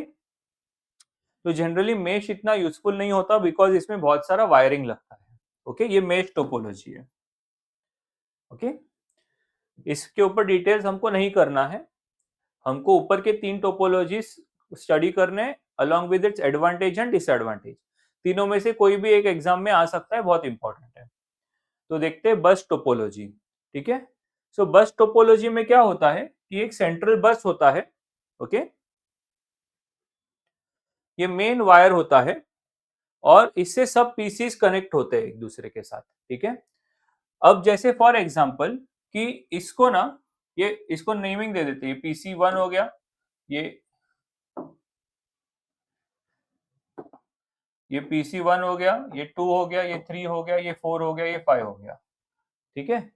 तो जो भी पीसीस होते हैं ना, ये जब सिग्नल अपना, ये सिग्नल है सपोज, ये अपना सिग्नल, तो सिग्नल में ना तीन चीज होती है। एक होता है कि किसने सेंड किया, तो किसने सेंड किया, 1 ने सेंड किया। एक होता है किसको सेंड किया, सपोज इसको सेंड करना है 3 को, तो ये हो गया 3, समझ रहा है। तो ये होता है सेंडर एड्रेस, इसको बोलते हैं सेंडर एड्रेस, इसको बोलते हैं रिसीवर एड्रेस, ओके। और ऑफ कोर्स बीच में डेटा या इंफॉर्मेशन रहेगा, आ रहा है समझ में। तो कोई भी सिग्नल रहता है, इसको फ्रेम भी बोलते हैं हम, ओके, या पैकेट भी बोलते हैं, इसको फ्रेम या पैकेट, ठीक है। सो कोई भी इंफॉर्मेशन सिग्नल रहता है उसमें बेसिक ये तीन चीज तो रहती है, एक तो किसने सेंड किया, किसने रिसीव किया, और एक डेटा। जैसे अपना बेसिक लेटर होता है स्टूडेंट्स, जब भी हम किसी को लेटर सेंड करते हैं तो हम लोग किसको भेज रहे हैं उसका एड्रेस होगा, किसने भेजा उस हमारा भी तो डिटेल रहेगा, और फिर बाद में वो उसके अंदर एक इंफॉर्मेशन होता है, डेटा बोलते हैं उसको। सेम तरीके से सिग्नल्स भी होता है, तो अब सपोज इसने ये सिग्नल को भेज दिया, किधर भेजा, ये वायर के ऊपर भेजा, ओके, ये वायर पे वो सिग्नल को भेजा है। अब ये जो सिग्नल है ना स्टूडेंट्स, एक्चुअली सबको मिलता है, यस, ये सिग्नल सभी को मिलेगा, लेकिन रिसीवर एड्रेस चेक होगा, मतलब ये पीसी नंबर 4 है, वो चेक करेगा कि रिसीवर एड्रेस क्या है, 3 है ना, ना मेरे लिए नहीं है, फिर ये इधर जाएगा, ओके। ये पीसी नंबर 2 भी चेक करेगा, वो देखेगा नहीं यार रिसीवर मेरे से मैच नहीं हो रहा है, मैच किसके होगा, इससे होगा, तो यही एक्सेप्ट करेगा। आ रहा है समझ में? इसको हम प्रोटोकॉल बोलते हैं। प्रोटोकॉल मतलब क्या होता है, rules of communication, rules of communication, ये आगे हम देखेंगे, ओके। बेटा कंप्यूटर्स है ना, ये कुछ रूल्स फॉलो करते हैं एक दूसरे के साथ, नहीं तो कैसे कम्युनिकेशन होगा। अगर सपोज इसका एक सिग्नल जो इसने सेंड किया है, इसके लिए वो सब रीड करते बैठेंगे, बराबर है, यस, तो कम्युनिकेशन कैसे पॉसिबल होगा, राइट। सो जो रूल्स होते हैं, ओके, वो रूल्स सब एक दूसरे कंप्यूटर सब एक प्रॉपरली फॉलो करते हैं, वो रूल्स को हम बोलते हैं प्रोटोकॉल, ठीक है, ये आगे जाके हम लोग देखने वाले, ठीक है। सो यहां तक समझ में आया आप सबको कि कैसे ये एक ही वायर के थ्रू भी सिग्नल पहुंचाया जा सकता है with the help of this concept, sender address, receiver address, ठीक है, एंड प्रोटोकॉल। रीड करते हैं। The topology in which all devices are connected to a common shared cable called backbone of the network is called bus topology, ठीक है।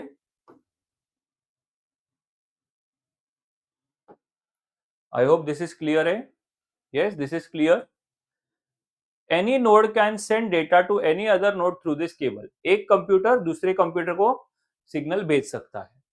Signal usually travels in both the direction, मतलब आगे की तरफ भी जा सकता है, पीछे की तरफ भी आ सकता है, but in some cases which are unidirectional allow only downstream data to receive, मतलब एक ही डायरेक्शन में डेटा जाता है, ओके, कोई कोई केबल्स में।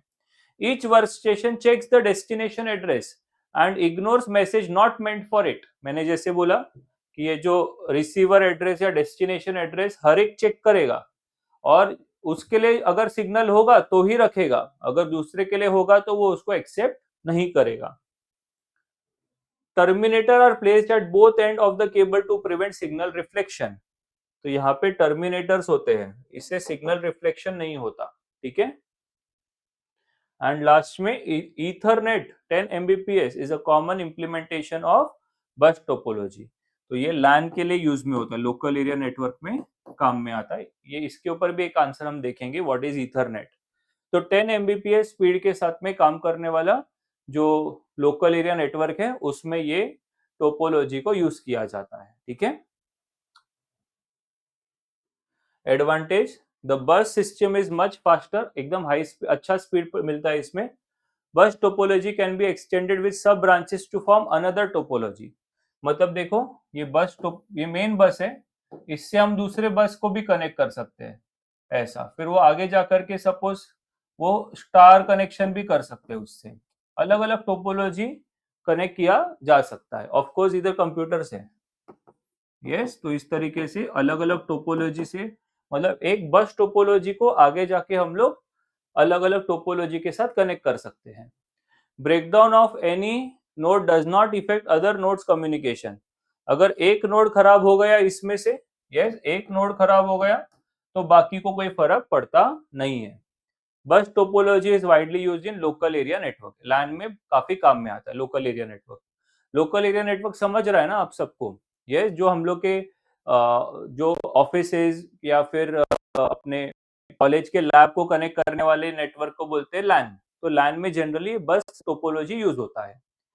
डिसएडवांटेज, बस topology is not great for large network. Local area network के लिए ठीक है, लेकिन बड़े बड़े नेटवर्क के लिए इतना ग्रेट नहीं है।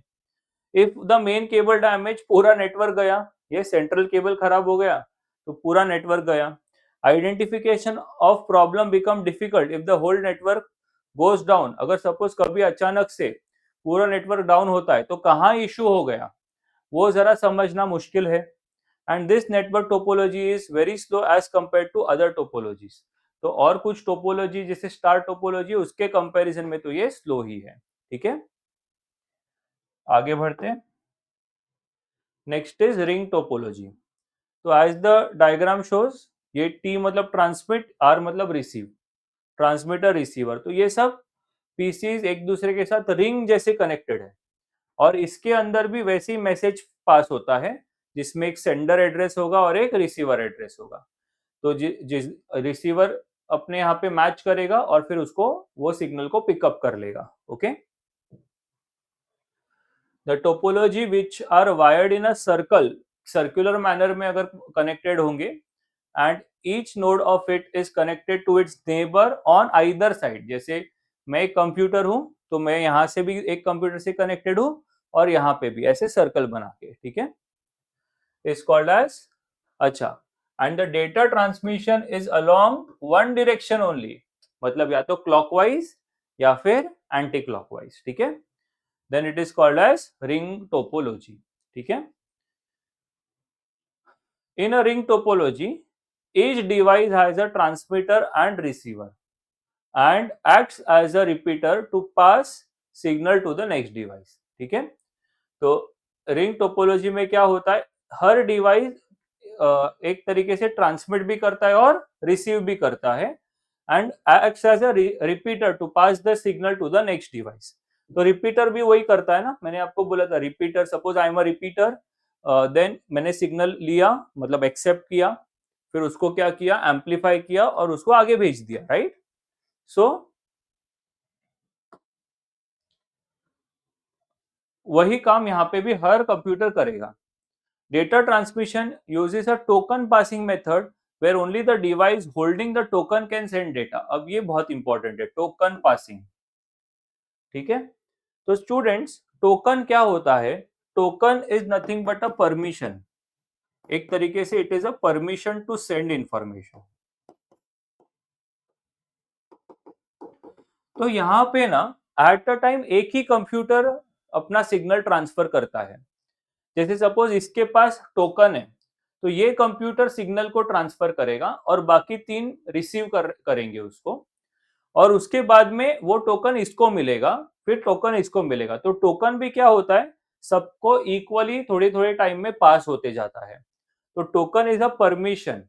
बहुत सिंपल कंसेप्ट है, अगर मेरे पास टोकन है तो मैं सिग्नल को सेंड कर सकता हूं।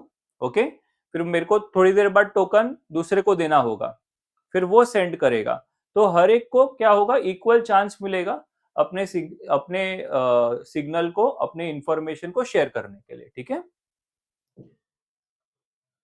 It is mainly a logical topology. For example, a token ring network में be physically a star but logically a ring. ये मैंने स्टार्ट में बोला था आपको कि वो दिखने में फिजिकली वो एक रिंग, वो फिजिकली एक स्टार होगा बट सिग्नल रिंग फॉर्मेट में शेयर होगा। ठीक है, a common implementation is token ring operating at 4 to 16 mbps।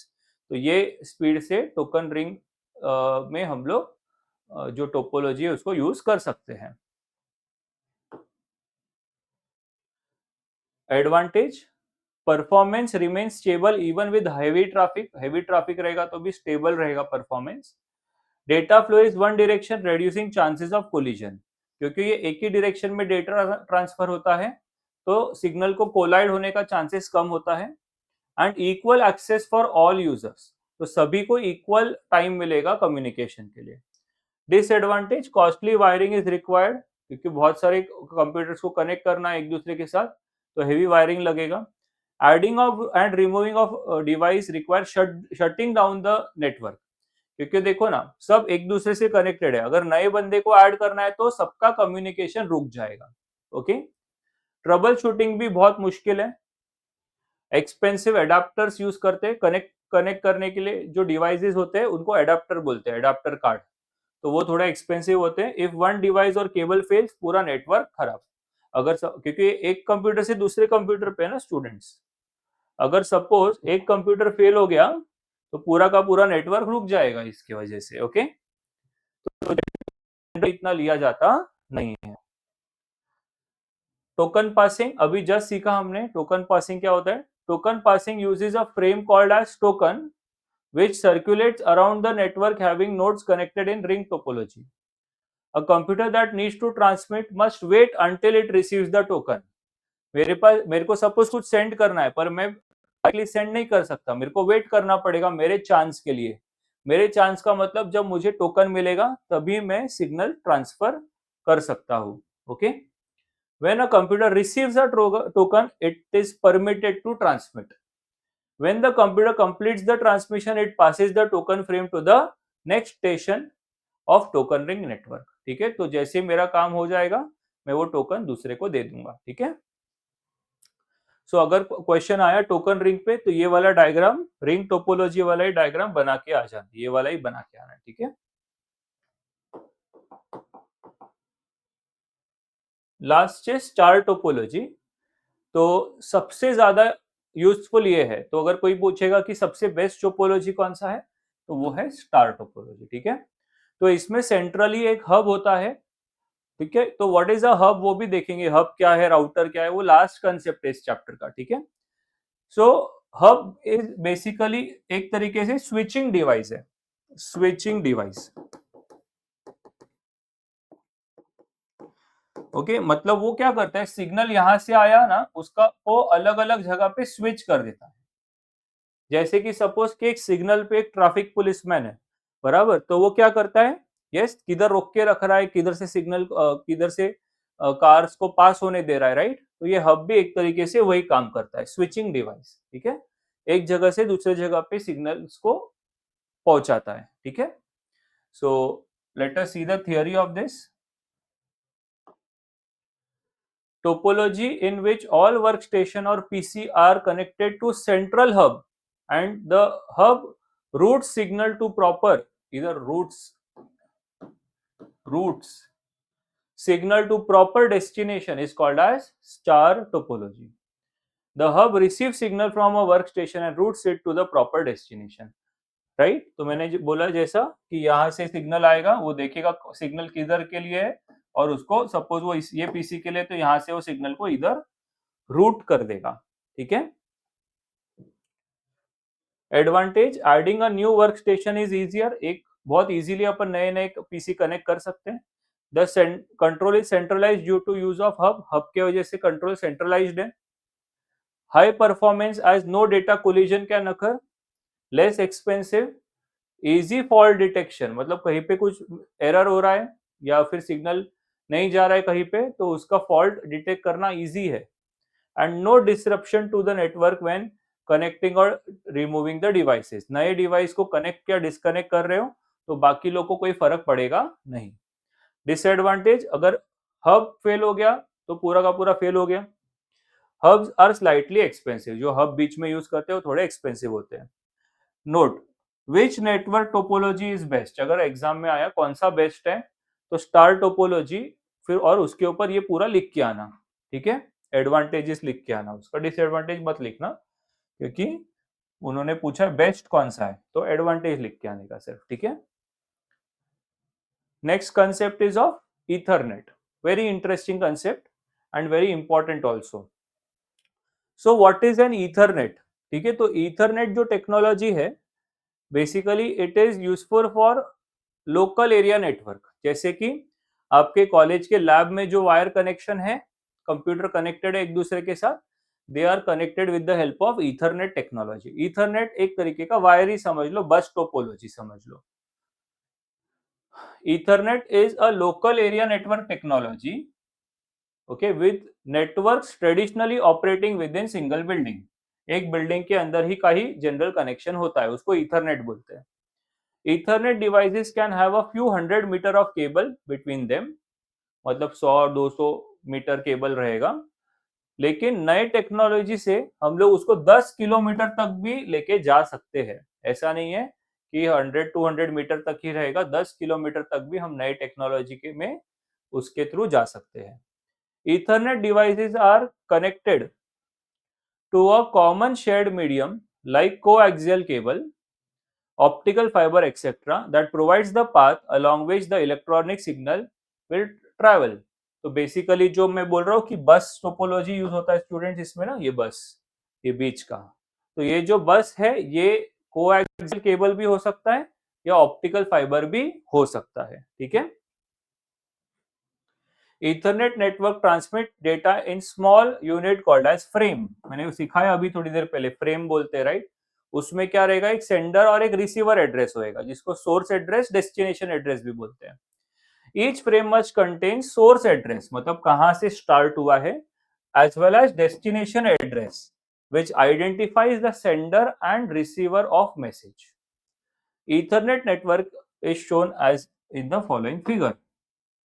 तो यहाँ पे देखते हैं, जैसे computer A B C and D है, तो ए ने अगर कोई सिग्नल सेंड कर रहा है सी के लिए, तो वो सिग्नल बी और डी को भी मिलेगा, बट वो बी और डी उसको इग्नोर मारेंगे और वो सिग्नल सिर्फ सी रीड करेगा, ठीक है।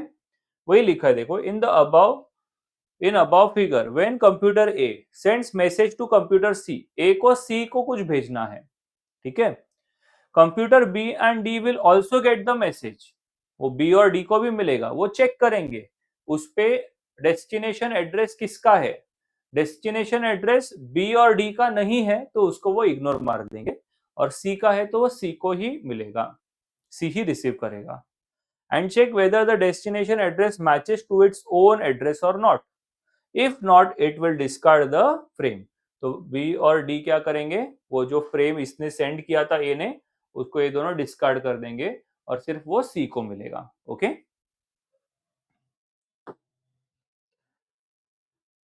Next is access method of networking. तो an access method is a set of rules that govern how network nodes share and use the transmission medium. It is there are three important types of media access method. तो थोड़ा chances कम है इस question के आने का, फिर भी देख लेते। Contention, in contention any computer in the network can transmit at any time. Basically ये रूल्स है बेटा, जैसे हमने टोकन पासिंग देखा था, देखो टोकन पासिंग में क्या था कि जिसके पास टोकन है वही भेज सकता है, यस। तो उस तरीके से कुछ रूल्स होते हैं कम्युनिकेशन के। अभी कंटेंशन में क्या होता है कि कोई भी कभी भी सेंड कर सकता है, ठीक है। बट इसके अंदर एक प्रॉब्लम होगा कि अगर सपोज मैंने सेंड कर दिया और दूसरे ने भी सेंड कर दिया तो कोलिजन हो जाएगा। तो कोलिजन को अवॉइड करने के लिए भी टेक्निक्स होती है, ठीक है। तो देखते हैं, in contention any computer in the network can transmit at any time, first come first serve. This system breaks down when two computers attempt to transmit at the same time. This is called as collision. To avoid collision, a carrier sensing mechanism is used. अब ये career sensing mechanism में क्या होता है, suppose मेरे को signal send करना है, राइट। तो पहले मैं क्या करूंगा कि चेक करूंगा कि किसी और का सिग्नल तो हमारे केबल के थ्रू नहीं जा रहा, यस। अगर सपोज मेरे को ऐसा लग रहा है कि हमारा जो अभी केबल है वो फ्री है, समझ रहा है, केबल मतलब ये देखो, ये केबल है, सपोज यहाँ पे सिग्नल कुछ नहीं है, तभी एक कंप्यूटर क्या करेगा, अपना सिग्नल को सेंड करेगा। तो पहले वो सेंस करेगा कि वेदर ये जो केबल है इस पे कोई सिग्नल चल रहा है कि नहीं चल रहा है। अगर सिग्नल चल रहा है तो वो थोड़ी देर रुकेगा, अगर नहीं चल रहा है तो सेंड करेगा, ठीक है। Here, each computer listens to the network before attempting to transmit. If the network is busy, it waits until the network quiets down. ठीक है। पोलिंग, अब पोलिंग में क्या होता है कि एक एग्जांपल बता दो पोलिंग का। जैसे आपने सपोज आप न्यूज में जो कुछ शोज होते हैं ना, एंकर होता है और बहुत सारे गेस्ट होते हैं, तो वो एंकर क्या करता है, क्वेश्चन एक कुछ तो ग्रुप डिस्कशन जैसा होता है वो, राइट। तो एक कुछ तो मेन कंसेप्ट होता है, फिर एक एक को वो क्या करता है, एक एक का माइक ऑन करता है, राइट। तो माइक ऑन करता है तो उसको बोलने का चांस मिलता है, फिर वो खुद बोलता है कुछ तो भी बीच में थोड़ा, और फिर बाद में उसका माइक बंद कर देता है, बोलते बोलते का भी माइक बंद कर देता है कभी कभी, यस। फिर झगड़ा होता है, देखो न्यूज में बहुत देखते हैं हम। तो ये कंसेप्ट को बोलते हैं पोलिंग, मतलब एक मेन सेंट्रल पर्सन होगा जो सबको बारी बारी से चांस देगा। लेकिन इसमें एक प्रॉब्लम है कि कभी कभी क्या होता है, वो एंकर ही बोलते जाता है ज्यादा, यस। तो उसके वजह से टाइम वेस्ट होता है फालतू का। तो सेम चीज इधर होगा, just an example to understand. तो in polling based system there is a device called controller or master device to poll other devices on the network to see whether they are ready to either transmit or receive data. तो क्या होता है कि एक main device होता है anchor to poll other devices, मतलब वो दूसरे डिवाइसेस को अलाउ करता है on the network to see whether they are ready to either transmit or receive data. This access method is not widely used because the polling itself can cause a fair amount of network traffic. जैसे मैंने बोला कि जो एक example दिया just मैंने कि वो एंकर के वजह से ही ज्यादा ट्रैफिक भी हो सकता है, ठीक है, अगर उसने ठीक से शो को कैरी ऑन नहीं किया तो and third one is token passing, जो हम ऑलरेडी कर चुके, उसका थियोरी यहाँ पे लिखना रहेगा. एक्सपेक्टेड नहीं है ज्यादा ये क्वेश्चन, आगे बढ़ते हैं. Protocol and TCP/IP protocol, this is important. Okay, so what is a protocol, students? The protocol is the rules and format used for sending and receiving data between devices.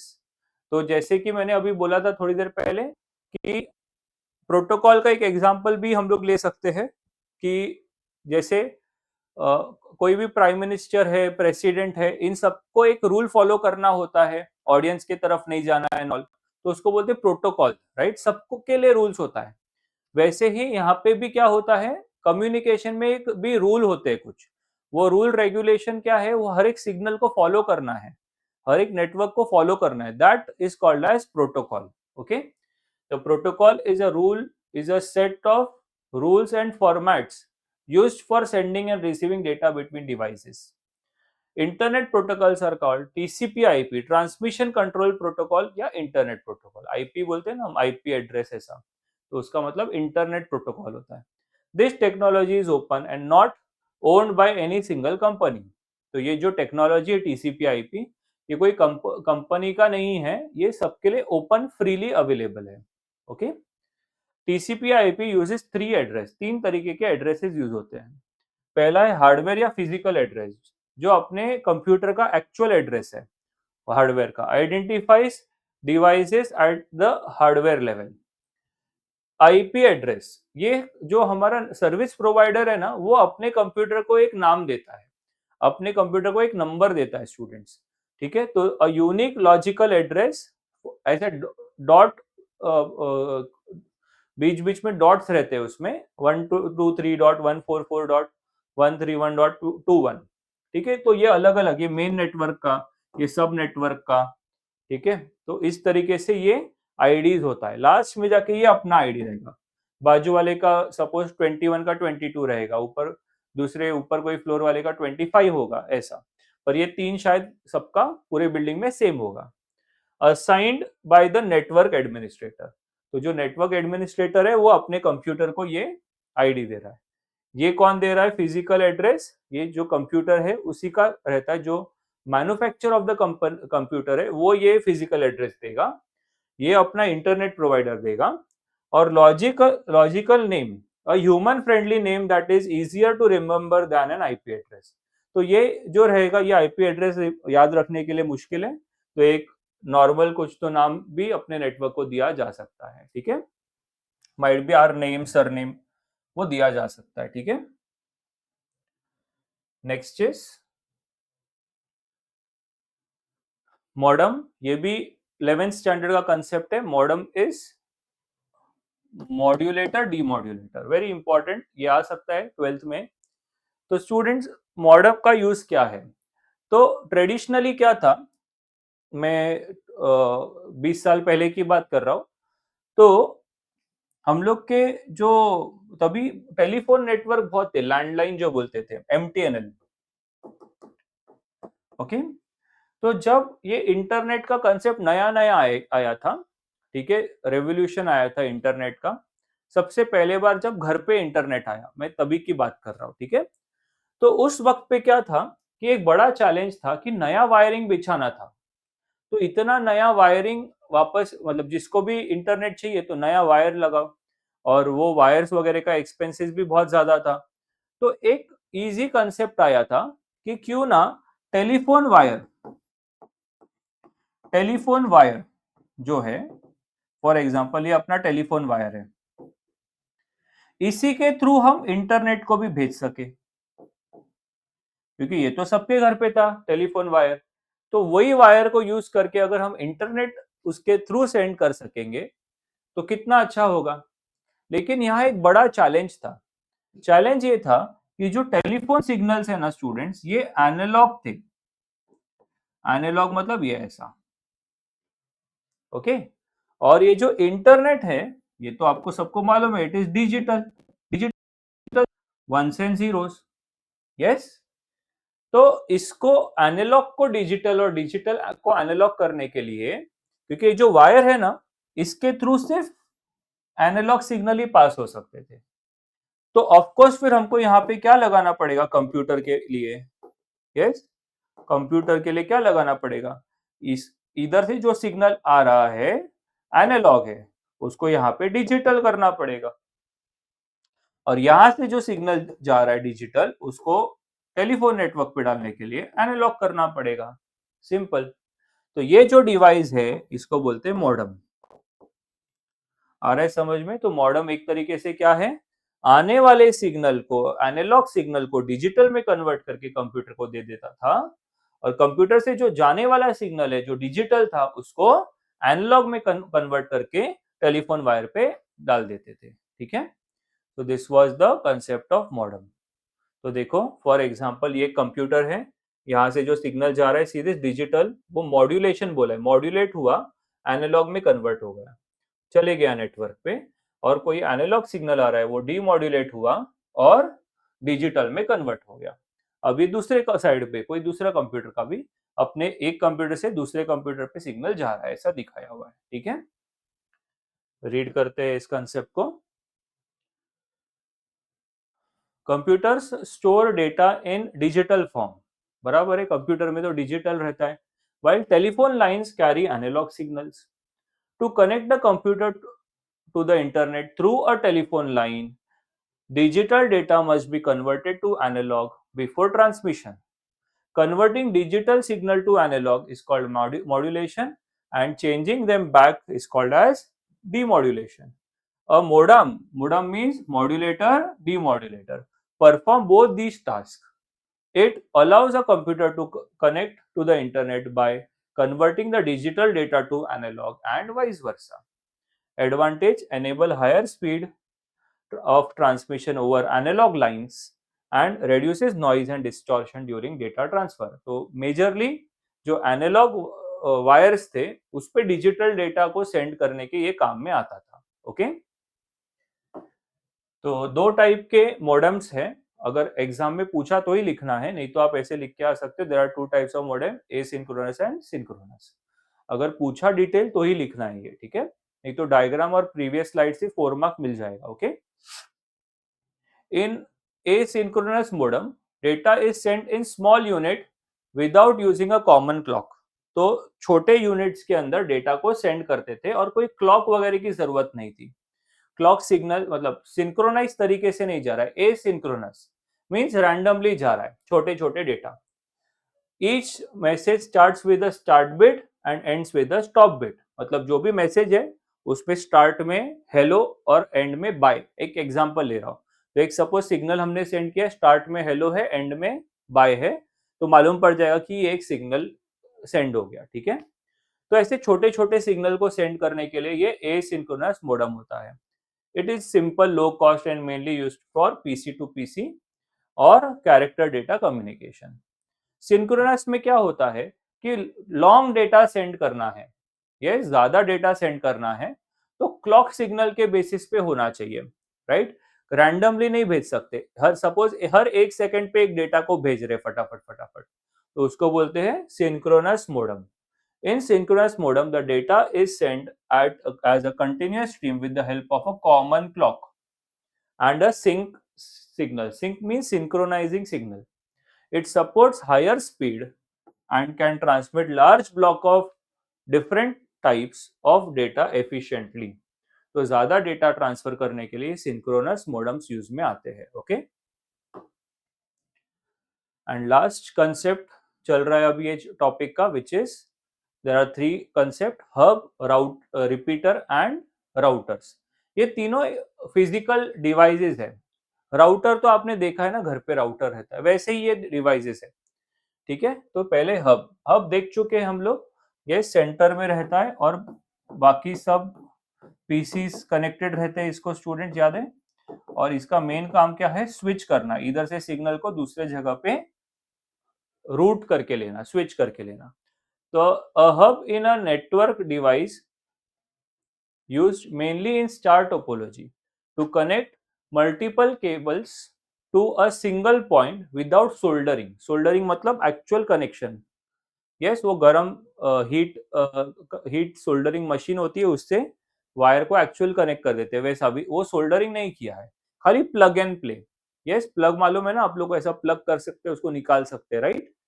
ऐसा transparent छोटा सा piece होता है जिससे in out हम लोग उसको, अपने राउटर के पीछे भी रहता है, आपने देखा रहेगा वो, ठीक है।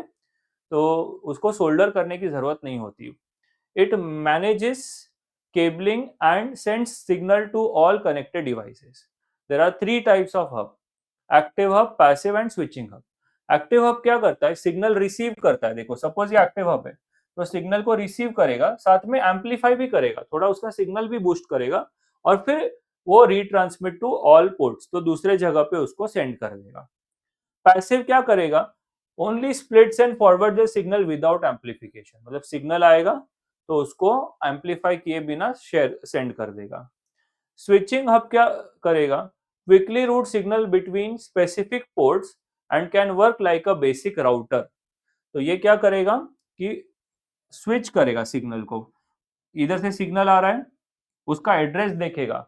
सपोज वो एड्रेस थ्री थ्री नंबर के लिए, ये 1 नंबर है, यस 1 नंबर पीसी है ये, और उस पे एड्रेस 3 लिखा हुआ है, तो बराबर इसको सेंड कर देगा। तो उसको क्या बोलते हैं, स्विचिंग हब। ये क्या करेगा, इधर से सिग्नल आ रहा है और सबको भेजेगा, फिर जिसको रखना है रखेगा, बाकी सब रिजेक्ट करेंगे।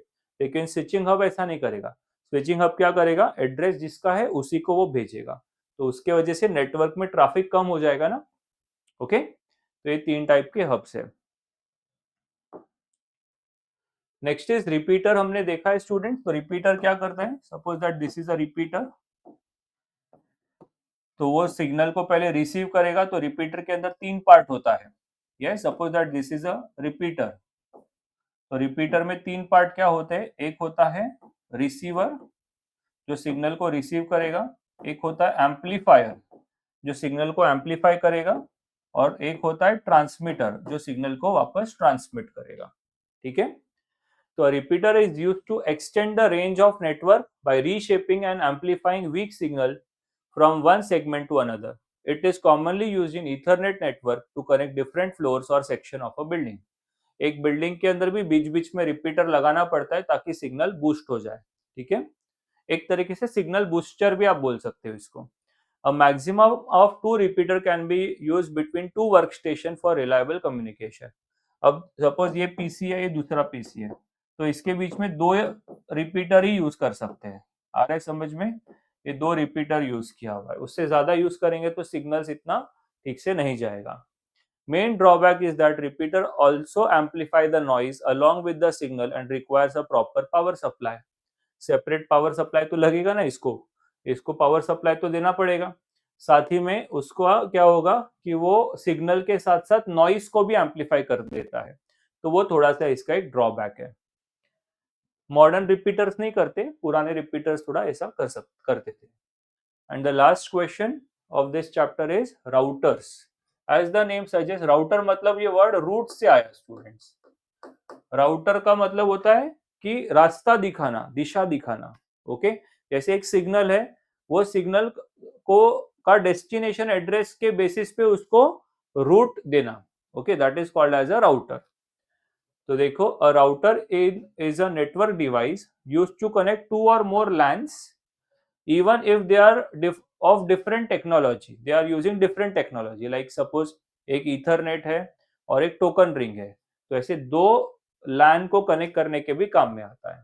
ठीक है, फॉर एग्जाम्पल जैसे कि सपोज 2 लैब्स है, एक कंप्यूटर लैब है और एक आईटी लैब है। अब इन दोनों के अंदर, एक के अंदर ईथरनेट चल रहा है और एक के अंदर ये दूसरा टोकन रिंग चल रहा है। इन दोनों को कनेक्ट करने के लिए राउटर ले सकते हैं हम। Okay, router reads the network address in the data packet and decides the best path to deliver them. This process is called routing.